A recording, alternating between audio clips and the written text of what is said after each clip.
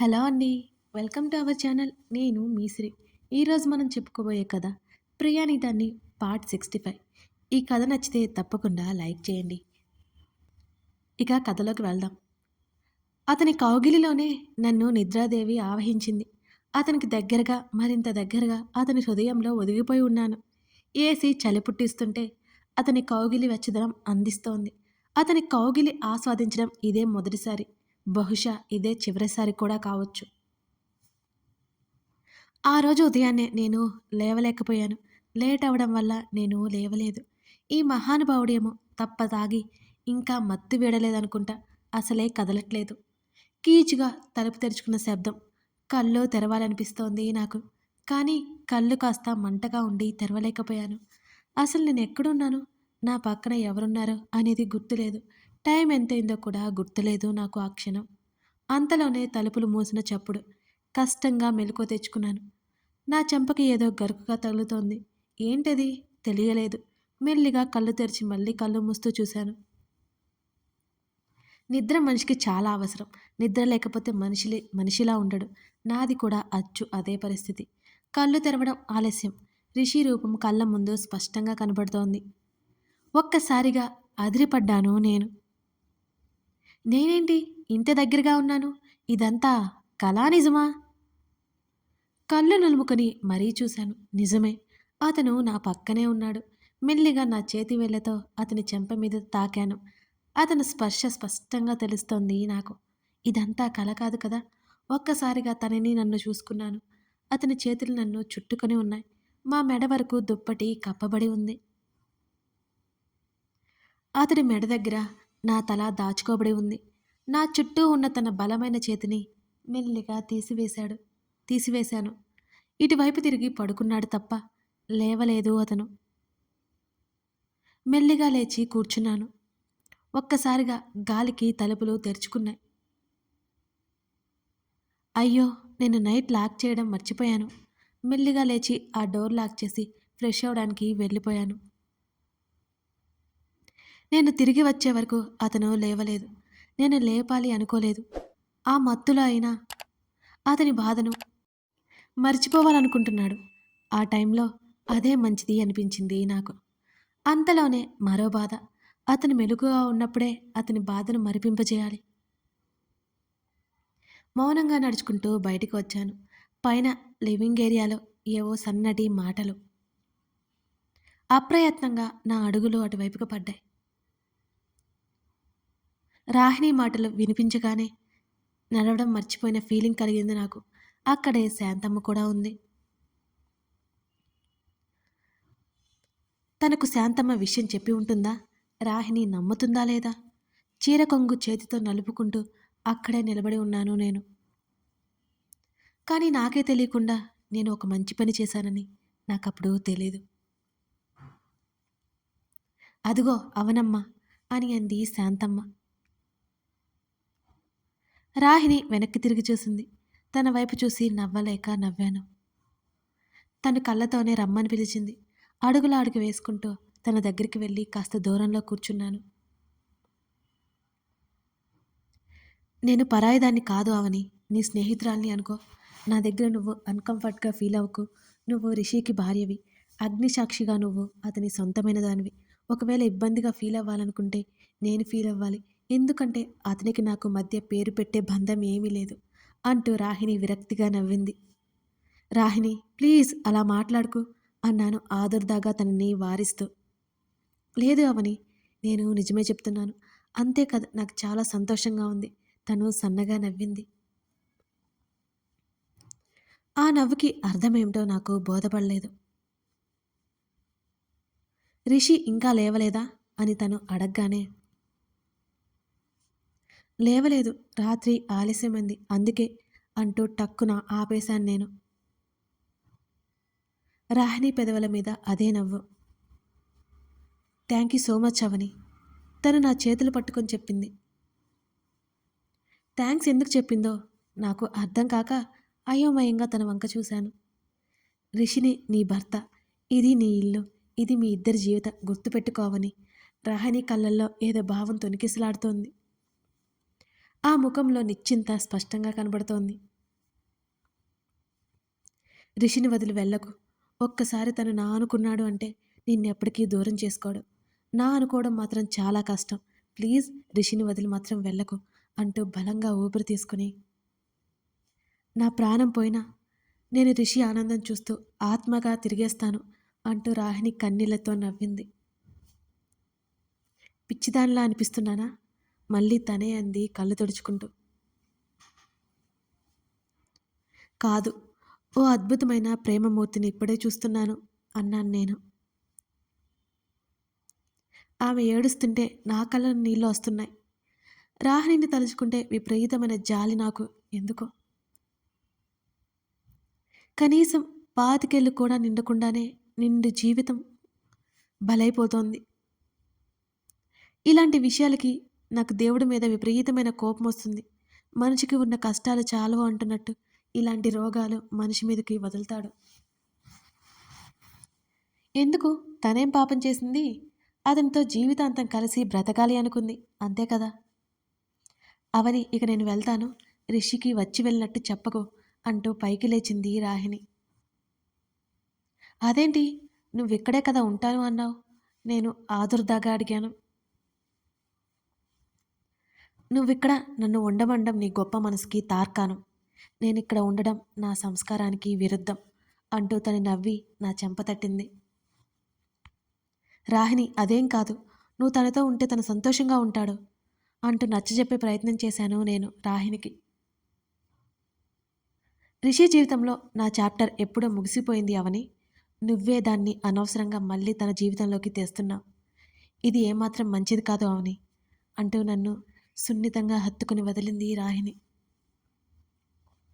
ఎందుకో ఒక్కసారిగా రాహిణి మాటలు నాకు అర్థం కానట్టే ఉంటాయి. వెళ్ళొస్తాను అవని. సరే సరే వెళ్తాను అని అంది. ప్లీజ్ తను లేచే వరకైనా ఉండు, నేను వెళ్ళి నిద్రలేపొస్తాను అన్నాను. వద్దు, ఇంకొకటి గట్టిగా చెప్పు తనకి. అవసరమైతేనే తనని చూడ్డానికి నేనే వస్తానని చెప్పు. తను రానవసరం లేదని కూడా చెప్పు. వద్దు వద్దు, నేనే చెప్తాను అంటూ నవ్వి రాహిణి అక్కడి నుంచి మెట్లు దిగి వెళ్ళిపోతోంది. హృదయంలో ఎంత బాధను పెట్టుకుని పైకంత మామూలుగా ఎలా ఉండగలుగుతుంది? శాంతమ్మ వెళ్తున్న రాహిణి వైపు బాధగా చూస్తుంది. ఆ అమ్మకి రిషిబాబు అంటే చాలా పానమమ్మ. ఇప్పుడు మీ ఇద్దరూ ఒకటైనారని ఆ అమ్మ దిగులంతా పోయింది అంటున్న శాంతమ్మ మాటలకి ఆశ్చర్యంగా చూశాను నేను. ఏంటి శాంతమ్మ నువ్వనేది? ఈ విషయం రాహిణికి ఇక అడగలేనట్టు చూశాను. అవునమ్మా, నేను సంతోషం పట్టలేక చెప్పేశాను. ఆ అమ్మ నమ్మలేదు. నువ్వు నాతో అబద్ధం చెప్పావని నీ గదిలోకి వస్తుంది. తలుపు కొట్టింది కానీ నువ్వు లేవలేదు. వెంటనే తలుపు తెరిచింది. ఒకరికొకరు దగ్గరగా ఉన్న నిన్నీ రిషిబాబుని చూసేసినది. నిజంగా నిజమమ్మా, రిషిబాబు నీ గదిలో ఉంటాడని అనుకోలేదు. లేకపోతే మీరు పిలవకుండా మీ గదిలోకి రాదు అని శాంతమ్మ చెప్తుంటే నా కళ్ళు పెద్దవయ్యాయి. రాహిణి అందుకే కాస్త నిశ్చింతగా ఉంది. అంతలోనే ఆమె మనసుని ఏదో బాధ పీడిస్తుందని కూడా నాకు అర్థమైంది. ఆమె మనసు, ఆమె శరీరాన్ని పంచుకున్న వ్యక్తి వేరొకరిని ఆమెతో సమానంగా చూడడం ఎవరికైనా కష్టంగానే ఉంటుంది. కానీ రాహిణి అది కూడా సంతోషంగా భరిస్తోంది. అంటే రాత్రి ఆలస్యమైంది అనే మాట వేరులా తీసుకుందన్నమాట. కాసేపటికి నాకు పిచ్చి పట్టినట్టు అనిపించింది. అంతలోనే రాహిణి అలా నమ్మడం కూడా మంచికేనేమో అనిపించింది కూడా. తనంతట తాను స్వయంగా అలా అనుకోవడం, మా ఇద్దరి మధ్య ఏదో బంధం ఉన్నట్టు తను ఫీల్ అవ్వడం ఇక మీదట తనని ప్రశాంతంగా ఉంచుతుంది. రిషి గురించి ఆమె దిగులంతా పోగొడుతుంది. రాహిణి వెళ్ళిన 10 నిమిషాలకు బయటకొచ్చాడు రిషి. అతడి చూపులకి తప్పించుకుంటున్నాను నేను. కాఫీ ఇమ్మంటారా రిషి బాబు అని అడిగింది శాంతమ్మ. హ్యాంగ్ ఓవర్ కాఫీకి ఎలా తగ్గుతుంది అని గొనిగాను. ఇవ్వు శాంతమ్మ అన్నాడు. ఆల్రెడీ టిఫిన్ టైం అయిపోయింది శాంతమ్మ. తిన్న తర్వాత తాగితే బాగుంటుందేమో అన్నాను నేను దిక్కులు చూస్తూ. శాంతమ్మ, నేను త్వరగా వెళ్ళాలి, టిఫిన్ పెట్టు అన్నాడు నన్నే మాత్రం పట్టించుకోకుండా. నిన్నటి వరకు బాగానే ఉన్నాడుగా, మళ్ళీ ఏమొచ్చింది మనిషికి? అవునమ్మా, నువ్వు కూడా రా, శాంతమ్మ పిలిచింది. ఎందుకో ముసిమిసిగా నవ్వుకుంటోంది శాంతమ్మ. నువ్వింకా తినకుండా ఏం చేస్తున్నావు అని గయ్యమన్నాడు. నేను తెల్లబోయి చూశాను తన వైపు. ఉన్నట్టుండి నా మీద ఇంత ప్రేమేంటబ్బా! గుర్తొచ్చింది. సోనాలి ఇచ్చిన డైట్ ప్రకారం అన్నీ సరిగ్గా ఫాలో అవ్వలేదు కదా! ఈ మాత్రం కోపం ఉంటుందిలే. అతనితో నాకేంటి? రాహిణి హ్యాపీగా ఉండాలి. రాహిణమ్మ వచ్చి వెళ్ళింది బాబు అంటున్న శాంతమ్మని ఆశ్చర్యంగా చూశాను నేను. రాహిణి చెప్పొద్దు అంది కదా! నేను అయోమయంగా అనుకున్నాను. అవునా? అప్పుడే ఎందుకు వెళ్ళింది అని అడిగాడు ఆదుర్దాగా. మీరు పడుకున్నారని కదిలించలేదు బాబు. మిమ్మల్ని ఇంటికి రావద్దని గట్టిగా చెప్పారు. ఆయమ్మే రోజు వచ్చి వెళ్ళిపోతారట అని శాంతమ్మ టకటకా చెప్పేసింది. రిషి నుదురుద్దుకుంటూ నన్ను చూశాడు. శాంతమ్మ ఏమనుకుందో ఏమో వెళ్ళిపోయింది అక్కడి నుంచి. ఎందుకలా చూస్తున్నావు? నేనేం చేయలేదు అన్నాను కాస్త కంగారుగా. నీకు నువ్వే ఊహించుకోకు అన్నాడు విసుగ్గా. మరి ఎందుకలా చూస్తున్నావు అని అడిగాను నేను ఊరుకోక. నువ్వేం చెప్పలేదా అన్నాడు. ఏం చెప్పాలి? ఎవరికి చెప్పాలి అని అడిగాను నేను. బంగారంతో నువ్వేం చెప్పలేదా అన్నాడు మళ్ళీ. అదే ఏం చెప్పాలో చెప్పు అన్నాను నేను. విషయమేంటో నాకు అర్థమైంది. అర్థం కానట్టే ఉన్నాను అయినా. ఏం మాట్లాడతాడో చూడాలి కదా. ఎప్పుడు కారాలు మిరియాలు నూరమంటే నూరతాడు తప్ప ఏం తెలీదు. అసలు ఇతనికి బ్రతిమాలడం వచ్చా? 2 క్షణాలు అలాగే చూస్తూ తన నుంచి రిప్లై రాలేదు నాకు. అక్కడి నుంచి వెళ్ళిపోతుంది. నా ముంజేతిని పట్టుకుని ఆపాడు. నిన్నే అడుగుతున్నాను, సమాధానం చెప్పవా? నీకు చాలా పొగరు కదా అన్నాడు పళ్ళు నోరుతూ. పొగరుబోతుల దగ్గర నేను పొగరుగానే ఉంటాను. ఏమాత్రం తగ్గకుండా చెప్పాను. ఇవే తగ్గించుకుంటే మంచిది అన్నాడు తన పట్టు పెంచుతూ. అతను నన్ను బాధిస్తున్నానేమో అనుకుంటున్నాడు. అతనికేం తెలుసు అతని స్పర్శ నాకు ఎంత అపురూపమో. ఇంతకీ నేనేం చెప్పాలి అనుకుంటున్నావు? నువ్వు నాకు చెప్పలేదు కదా అన్నాను నేను. నువ్వే కదా అన్నావు రాహిణి దగ్గర మేనేజ్ చేస్తానని. ఈ మంత్ నీకు ప్రెగ్నెన్సీ కన్ఫర్మ్ అవుతుంది. అసహనంగా చూశాడు నా వైపు. ఏమో నేనెందుకు చెప్పాలి? నేను ఎలా చెప్పాలి తనకి? నాకైతే సంబంధం లేదు.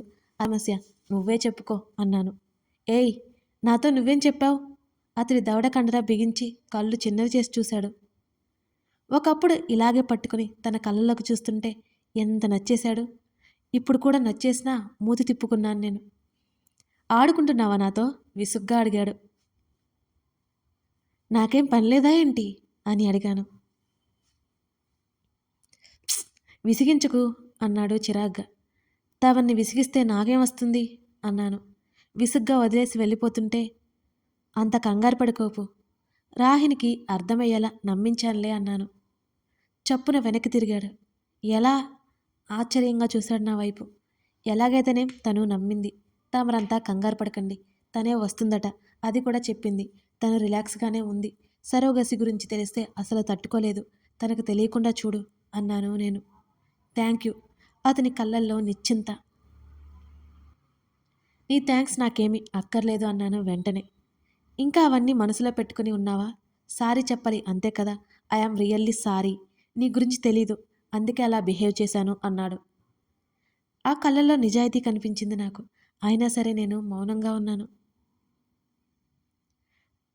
పూర్తిగా ఒకరి గురించి తెలియకుండా వారి క్యారెక్టర్ని జడ్జ్ చేయడం మంచిది కాదు. నిన్ను పెళ్లి చేసుకోవడం నాకేం సరదా కాదు. పోయి పోయి ఈ కోపంలోకి ఎవరు వస్తారు? నువ్వు నమ్మినా నమ్మకపోయినా నేను చెప్పింది నిజం అన్నాను ఆవేశంగా. అతనేం మాట్లాడలేదు. అంతలోనే నన్ను ఓవర్ రియాక్ట్ అవుతున్నాను అని నాకు అర్థమై, రాహిణి నిన్ను అడుగుతోంది, ఏం చెప్తావు అన్నాను మాట మార్చేస్తూ. ఏంటి అని అడిగాడు. ఆ, ఏం లేదు అన్నాను వెంటనే. అదే జరిగిన దాని గురించి. ఏం జరిగింది? అతడు నొసలు ముడివేశాడు. అదిగో అంత సీరియస్గా చూస్తుంటే ఇక నేనేం మాట్లాడాలి? చూపులతో భయపెట్టడం ఇతన్ని చూసి నేర్చుకోవాలి ఎవరైనా. రాత్రి జరిగిన దాని గురించి అన్నాను. వాట్? ఏం జరిగింది అసలు? ముఖం చిట్లించాడు. గుర్తులేదా తమరికి? గారంగా అన్నాను. లేదు అన్నట్టు మెల్లిగా తల పంకించాడు. తమరు తప్ప తాగి అని ఒక్కొక్క పదం పలుకుతూ అతని వైపు చూశాను. ఏంట సరిగ్గా చెప్పు విసిగించకుండా విసుక్కుంటూనే అన్నాడు. ఆ విసుగు చిరాకు కోపం ఈ 3 తప్ప తమరికేం వచ్చు అని అడిగాను. అదిగో ఇదే వద్దంటున్నాను. కావాలని నాకు కోపం తెప్పిస్తావు కదా అన్నాడు. తమరే గుర్తు చేసుకోండి.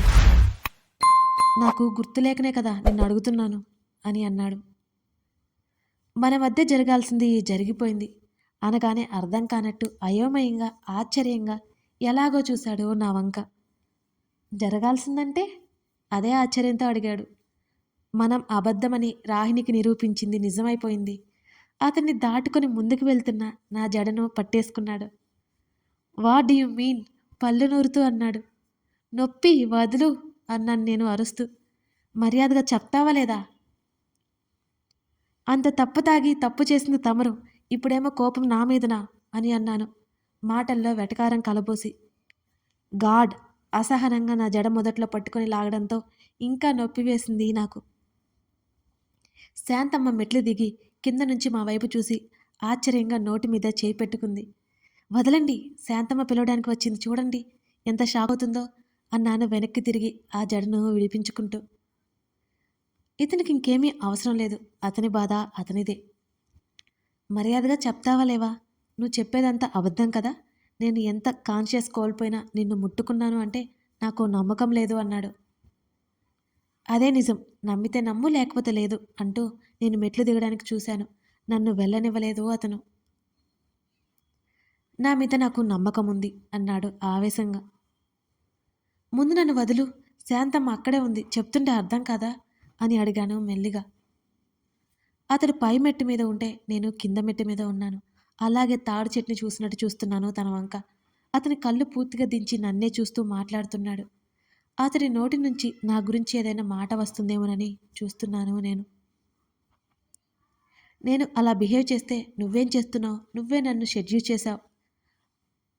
ఇలా అంటే ఈ జన్మలో ఇతని ముఖం చూడను అనుకున్నాను. మరి రిషి ఏమంటాడో నెక్స్ట్ ఎపిసోడ్లో తెలుసుకుందాం. కథ కొనసాగుతోంది. ఈ కథ నచ్చితే తప్పకుండా లైక్ చేసి మీ విలువైన అభిప్రాయాన్ని తెలపండి. అవే నాకు ప్రోత్సాహం. అలాగే ధరణి కళ్యాణం అనే సిరీస్ కూడా స్టార్ట్ చేశాను. అది కూడా ఒకసారి చూడండి. Thank you for watching this video.